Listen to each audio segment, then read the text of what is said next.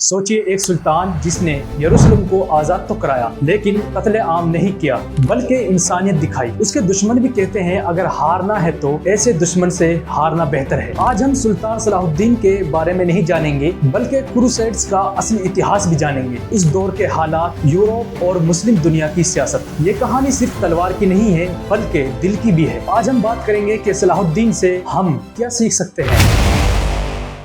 12वीं सदी में चर्च की ताकत दुनिया में बहुत ज्यादा थी। क्रूसेड्स की शुरुआत हुई, ईसाई सेनाएं यरूशलेम को मुक्त करने के लिए निकली। पहला क्रूसेड्स 1095 में हुआ और 1099 में यरूशलेम पर कब्जा कर लिया गया। इस दौरान हजारों मुस्लिम और यहूदी मारे गए। मुस्लिम दुनिया आपस में बटी हुई थी। बगदाद में अब्बासी खिलाफत, मिस्र में फातिमी खिलाफत और सीरिया में नूरुद्दीन जंगी। कोई एक मजबूत लीडर नहीं था, बस यही सबसे बड़ी कमजोरी थी। सलाहुद्दीन का जन्म 1037 तिक्रित यानी ईरान में हुआ। वो एक कुर्द परिवार से थे। उनके वालिद अय्यूब और चचा शिरकू नूरुद्दीन जंगी के सेना में थे। बचपन से ही उन्होंने कुरान, हदीस और घुड़सवारी, तलवारबाजी और इतिहास पढ़ा। वो बहुत शांत स्वभाव के थे, ज्यादा बोलते नहीं थे मगर सोचते गहराई से थे। उन्हें किताबें बहुत पसंद थी। वो एक वॉरियर स्कॉलर थे। नूरुद्दीन जंगी एक विजनरी लीडर थे। वो चाहते थे कि मुस्लिम दुनिया एक हो जाए। सलाहुद्दीन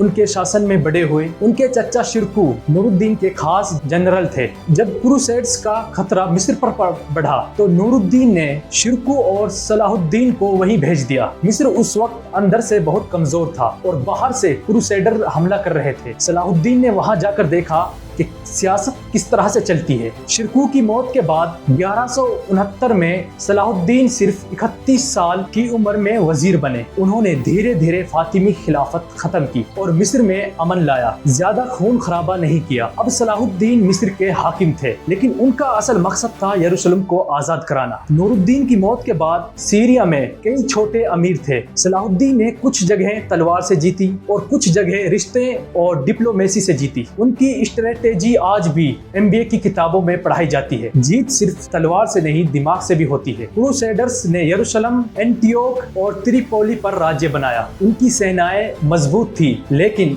घमंड भी बहुत ज्यादा था। सबसे खतरनाक दुश्मन था रेनाल्ड ऑफ चेटिलोन। वो मुस्लिम काफिलों पर हमला करता और मक्का मदीना को भी निशाना बनाने की धमकी देता। सलाहुद्दीन जानते थे अगर इसे नहीं रोका गया तो सब तबाह हो जाएगा। साल 1187 क्रूसेडर सेनाएं प्यास से परेशान थी। सलाहुद्दीन ने हत्तीन का मैदान चुना और उन्हें पानी से दूर रखा। रेनाल्ड पकड़ा गया और खुद सलाहुद्दीन ने उसे मार डाला। किंग गाय को कैद किया मगर उसे मारने की बजाय उसे जिंदा छोड़ दिया गया। इस जीत के बाद यरूशलेम का रास्ता खुल गया। क्रूसेडर्स डरे हुए थे। उन्हें लगता था कि अब बदला लिया जाएगा मगर सलाहुद्दीन ने अमान दी, लोगों को जिंदा बाहर जाने दिया, चर्चों की हिफाजत की और जो लोग फिरौती नहीं दे सकते थे उन्हें भी छोड़ दिया। इतिहासकार कहते हैं कि ये सिर्फ जीत नहीं थी बल्कि इंसानियत की मिसाल थी। इंग्लैंड के राजा रिचर्ड सबसे बहादुर क्रूसेडर माने जाते थे। सलाहुद्दीन और रिचर्ड के बीच में लड़ाई भी हुई और आपसी इज्जत भी। जब रिचर्ड बीमार हुए तो सलाहुद्दीन ने उनके लिए डॉक्टर और घोड़ा भिजवाया। रिचर्ड ने कहा अगर हारना पड़े तो सलाहुद्दीन जैसे